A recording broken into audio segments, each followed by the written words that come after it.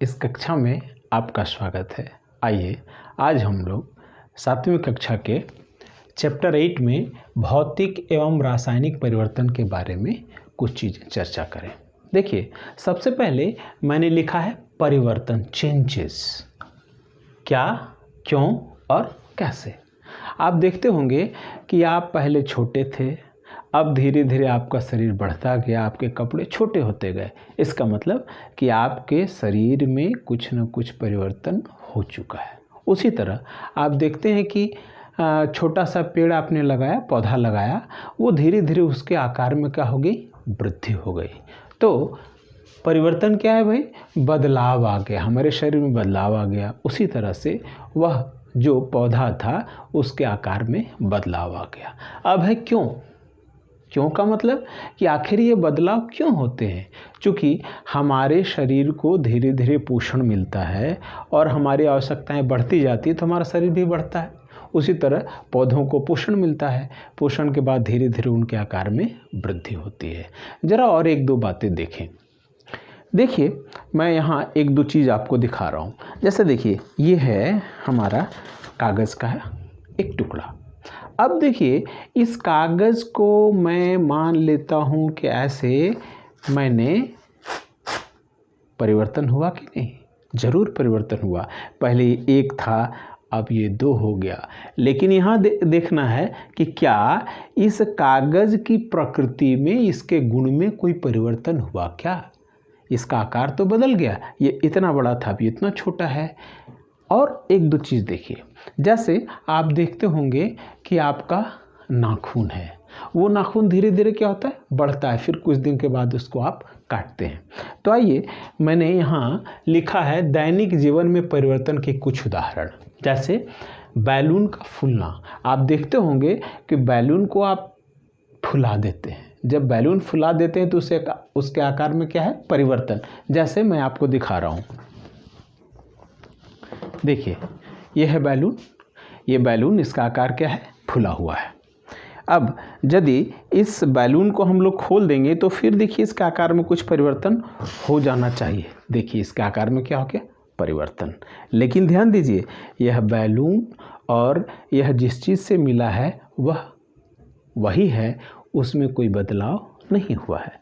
और भी देखें आप, यहाँ नाखून का बढ़ना, दूध से दही बन जाना, फिर देखिए बर्फ़ का पिघलना। आप जानते हैं बर्फ़ पिघल के फिर जल बन जाता है।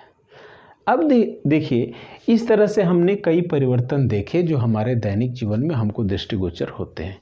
अब है कि इन परिवर्तनों को हम क्या क्या नाम देंगे। तो परिवर्तनों का नाम देने का कई आधार है। उसमें हमने पहला लिया है रासायनिक संरचना के अनुसार। उसके अनुसार परिवर्तनों को हम लोग दो भाग में बांट सकते हैं, भौतिक परिवर्तन और रासायनिक परिवर्तन। भौतिक परिवर्तन का मतलब हुआ यदि किसी वस्तु के आकार में कोई बदलाव हो जाए, उसके इस अवस्था में बदलाव हो जाए, इस तरह के बदलाव को हम लोग कहते हैं भौतिक परिवर्तन। रासायनिक परिवर्तन क्या है, यदि किसी वस्तु में वैसा परिवर्तन हो कि उसकी रासायनिक संरचना में बदलाव हो जाए तो उसको हम लोग कहते हैं रासायनिक परिवर्तन। कुछ उदाहरण देखिए यहाँ पे, जैसे बर्फ़ का पिघलना। बर्फ़ ठोस है, वो पिघल के द्रव में बदल जाता है, पानी हो जाता है।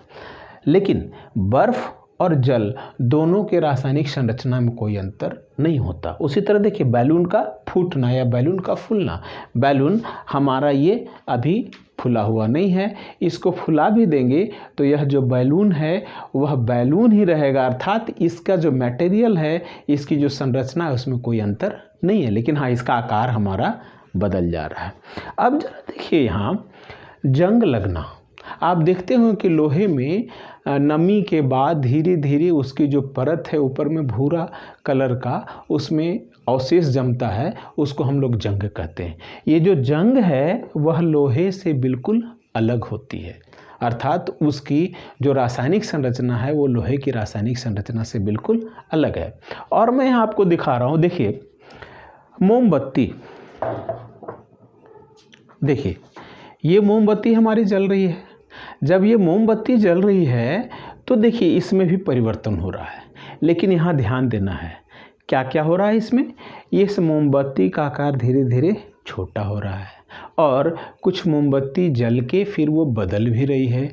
तो देखिए इसमें दोनों तरह की बातें हो रही है। कुछ मोमबत्ती यहाँ जल करके उसमें रासायनिक परिवर्तन हो रहा है, उसके पदार्थ की संरचना में बदलाव हो रहा है, लेकिन दूसरी ओर इसके आकार में परिवर्तन हो रहा है, अर्थात यहाँ भौतिक परिवर्तन और रासायनिक परिवर्तन दोनों हो रहा है इस मोमबत्ती के जलने में। अब जरा देखिए मैं दिखाऊँ ये मैग्नीशियम का जलना। मैग्नीशियम रिबन मैं आपको दिखा रहा हूँ, आप देखें।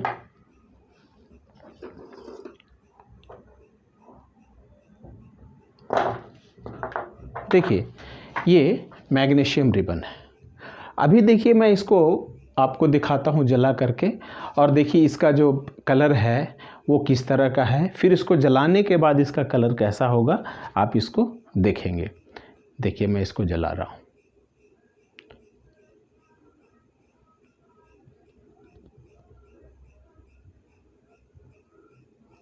देखिए ये डैजलिंग लाइट के साथ ये जलना शुरू हो गया। देखिए मैग्नीशियम रिबन जल रहा है और जलने के बाद जो पदार्थ बन रहा है उसको मैं इसमें ले रहा हूँ।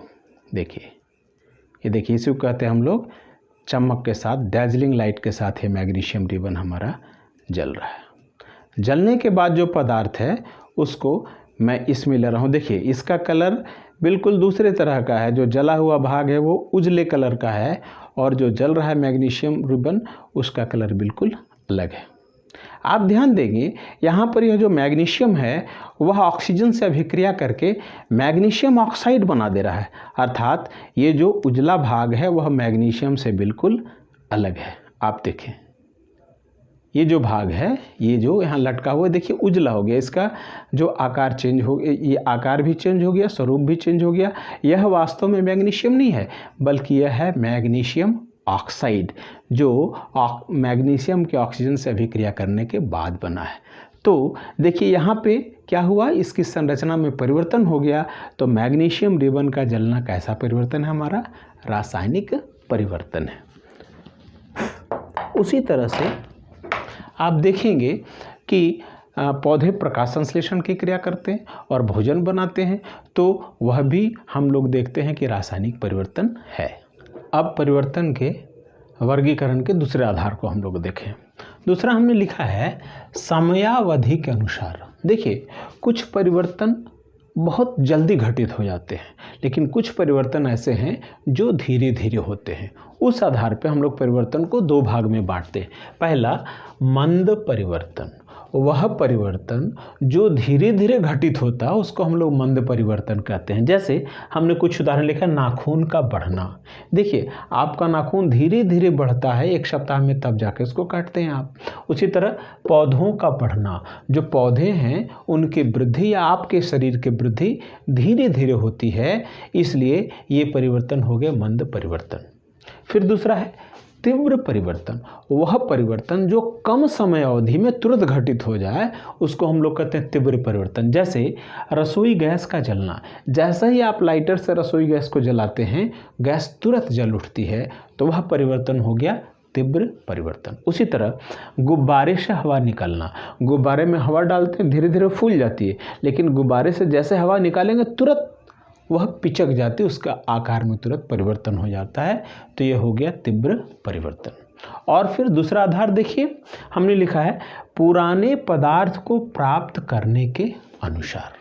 कुछ ऐसे परिवर्तन हैं जिसमें परिवर्तन के बाद फिर हम लोग पुरानी अवस्था में उस वस्तु को प्राप्त कर सकते हैं।